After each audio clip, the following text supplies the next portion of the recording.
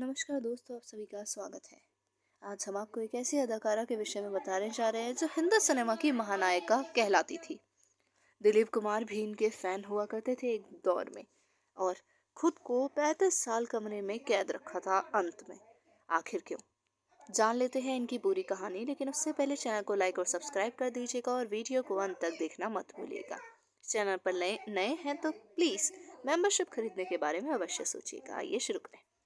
Hindi cinema में यूं तो कई अभिनेत्रियों ने अपनी अदाकारी से दर्शकों के दिलों पर राज किया है, लेकिन महानायिका का दर्जा सिर्फ और सिर्फ एक नायिका को ही दिया जाता है। यह अदाकारा कोई और नहीं, सुचित्रा सेन जी हैं। बड़ी बड़ी आंखों वाली सुचित्रा न केवल शानदार एक्ट्रेस थी, बल्कि बेइंतहा खूबसूरत भी थी। यहाँ तक कि दिलीप कुमार और विमल दा जैसी महान हस्ती भी उनके फैंस थे। बंगाली सिनेमा के साथ सुचित्रा ने हिंदी सिनेमा में भी अपनी एक खास और एक अलग पहचान बनाई थी। उन्होंने दिलीप कुमार जैसे सितारों के साथ हिट फिल्मों में काम किया था, लेकिन 48 साल की उम्र में उन्होंने संन्यास ले लिया था। सुचित्रा ने इतना एकांत प्रिय जीवन जिया कि अगले 35 साल तक किसी ने उन्हें देखा भी नहीं था। भारतीय सिनेमा इतिहास की सबसे बेहतरीन एक्ट्रेस में से एक सुचित्रा सेन जी का जन्म 1931 में हुआ था। उन्होंने 1952 में बंगाली सिनेमा से अपने एक्टिंग करियर की शुरुआत की थी। 1955 में उन्होंने हिंदी फिल्मों का रुख किया। लगभग 3 दशकों से लंबे करियर में उन्होंने उत्तम कुमार के साथ 30 से अधिक फिल्मों में काम किया और कई यादगार फिल्में दी। वह देवदास, आंधी, बम्बई का बाबू और ममता जैसी आइकॉनिक बॉलीवुड फिल्मों में भी दिखाई दी थी। 1963 में वे किसी अंतर्राष्ट्रीय फिल्म समारोह में पुरस्कार जीतने वाली पहली भारतीय अभिनेत्री थी। 70 के दशक के मध्य तक सुचित्रा ने कई सफल फिल्में की। एक्ट्रेस की संजीव कुमार के साथ आई आंधी को क्रिटिकली काफी तारीफ हासिल हुई थी और दत्ता कमर्शियली काफी सफल रही थी, लेकिन एक्ट्रेस ने इन दोनों फिल्मों के बाद सिर्फ एक ही फिल्म की। उनकी आखिरी रिलीज साल 1978 में प्रणय पाशा थी। ये फिल्म बॉक्स ऑफिस पर कुछ खास कमाल नहीं दिखा सकी थी।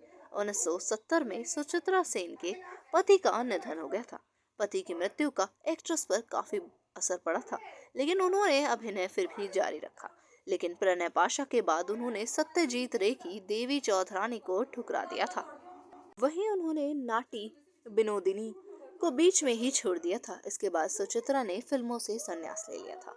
फिल्मों से दूर होने के बाद सुचित्रा सेन सार्वजनिक जीवन से भी दूर हो गई थी। वे अपने कलकत्ता स्थित घर के कमरे तक ही सीमित रही थी। उन्हें 35 सालों तक किसी ने नहीं देखा था, न ही वे कभी पब्लिकली कहीं भी नजर आई। उन्होंने अपना समय रामकृष्ण मिशन को समर्पित कर दिया था। 2005 में सुचित्रा सेन को भारत के सर्वोच्च सिनेमाई पुरस्कार दादा साहेब फाल्के पुरस्कार से सम्मानित किया गया था, लेकिन अभिनेत्री ने इसे लेने से इनकार कर दिया था। उन्होंने कहा कि शायद उनका ऐसा कोई अहम भूमिका नहीं है जिसके लिए उन्हें ये पुरस्कार मिले। ये कहने वाली वो एकमात्र अभिनेत्री बन गई थी उस दौरान। दरअसल वे दुनिया के सामने नहीं आना चाहती थी, और ये भी मुख्य कारण था कि वे दुनिया से रूबरू नहीं होना चाहती थी, इसलिए उन्होंने इस पुरस्कार को लेने से इनकार किया। जनवरी 2014 में हफ्तों तक लंग इन्फेक्शन से जूझने के बाद लगभग 82 वर्ष की आयु में कोलकाता के एक अस्पताल में सुचित्रा सेन जी का निधन हो गया था। यही उन्होंने अपनी अंतिम सांस ली थी। उनकी आखिरी ख्वाहिश यही थी कि दुनिया से छिपाकर उनकी अंतिम विदाई की जाए, यानी उस समय भी वे लोगों के समक्ष नहीं आना चाहती थी।